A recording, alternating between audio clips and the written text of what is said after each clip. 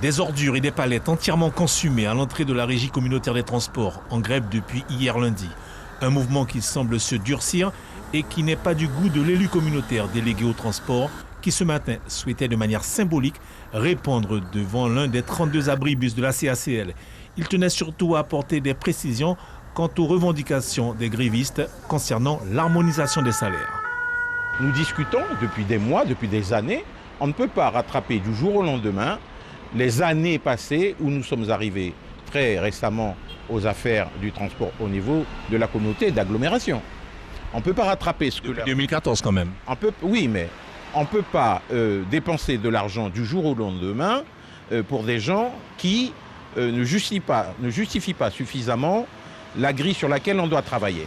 En gros, vous dites qu'ils ne travaillent pas assez ?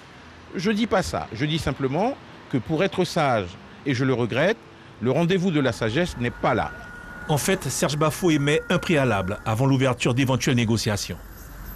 Nous ne négocierons pas au nom de la présidente, nous ne négocierons pas avec des gens qui mettent le feu, qui mettent des bus en travers, qui entravent la circulation des autres agents qui veulent travailler et qui empêchent et qui prennent en otage la population cayennaise ou les 6 communes. Il suffit de s'asseoir maintenant autour d'une table en enlevant les bus qui entravent la circulation, le problème il est réglé.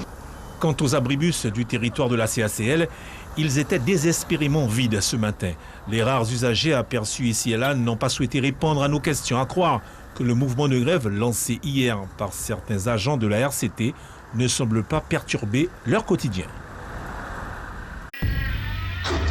Suivez l'info sur Guyana Première, télé, radio et Internet.